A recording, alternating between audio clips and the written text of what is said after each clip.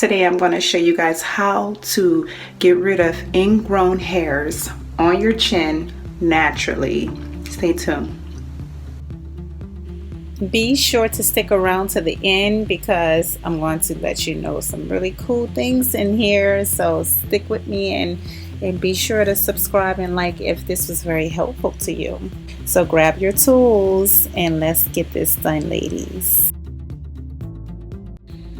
Okay, so right here I discovered this ingrown hair, and I'm just going to give you a quick brief intro on how this happened, how they come about, and so on as this video play out.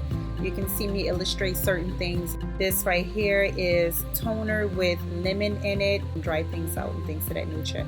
But right here I have this ingrown hair. Now this is old. Of course all of it is old because ingrown hairs take time to come about. It first start off as a hair. You know, us women get hair on our chin, on our lip, we get it all. And we have to pick at it sometimes. My hair turned into an ingrown hair. And at first I was getting so frustrated because when I pulled the hair off my skin, after a while it began to grow into my skin. So at that point I had to dig for it.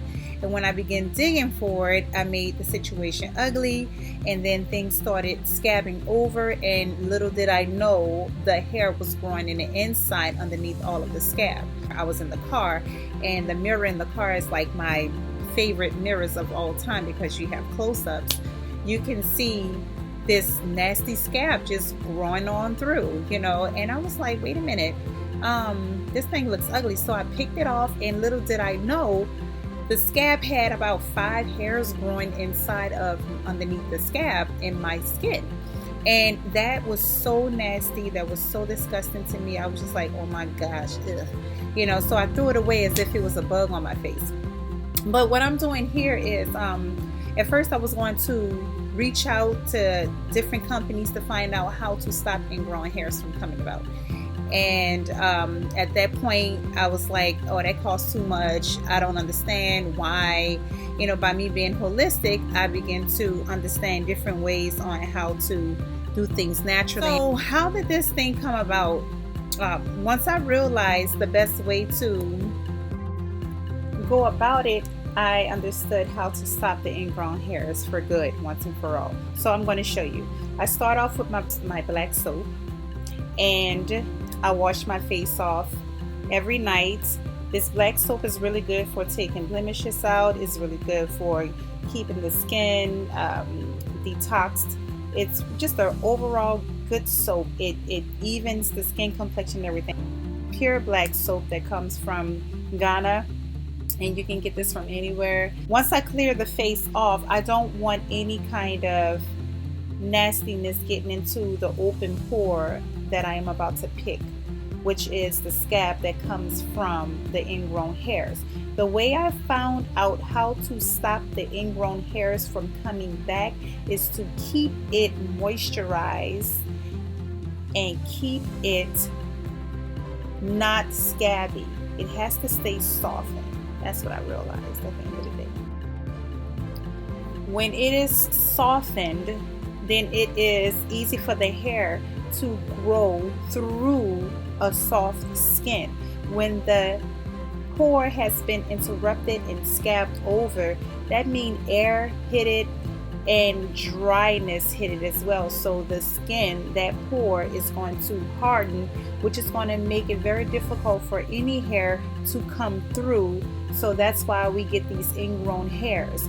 The way I have found how to keep it softened is by keeping it moisturized with something that will stick to the skin, not like a regular lotion or anything, but something very thick, such as the shea butter that I have, that I've shown you guys earlier.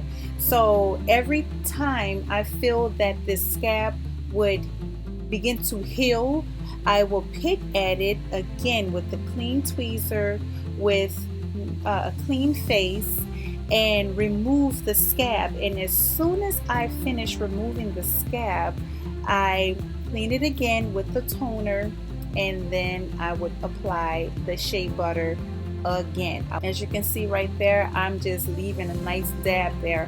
Why? Because I don't want it to come off. Now I do it at night and I do it in the day. So the reason why I use the shea butter because the shea butter is really heavy. It's very heavy, and it also leaves your skin beautifully glowing. And over a period of time, I think it took about maybe 2 weeks for it to flatten out, heal over with no more lumps. Now you can feel and touch the skin to make sure that there's no more hairs, hardness coming through, because if you feel a little lift on your skin, then a lot of times that's that hair or that scab still hanging around.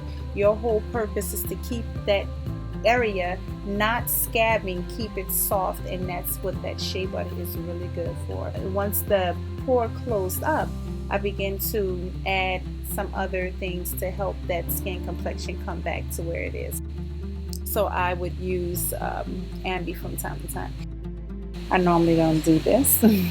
I wish I would have shown you guys how I did my eyebrows, because I have a really cool technique. Maybe I'll show you guys how to do that in some other video if requested. If not, I'm just going to keep it moving with my regular stuff. So here I am with my last show and tell and how this whole thing panned out. It's smooth, it's not lumpy, it's closed, and that's it. I have a new do, and I'm just in the middle of the night with it, and I just wanted to just show you guys this last result of it. I hope this was helpful. I hope you guys decided to subscribe and follow me, and I'll show you more holistic ways on how you can do things on your own without having to pay a grip of money. Just that simple. Okay, you guys, looks pretty good, looks really nice. I hope it was helpful, and I hope you take on this same technique. Best wishes, you guys. See you next time.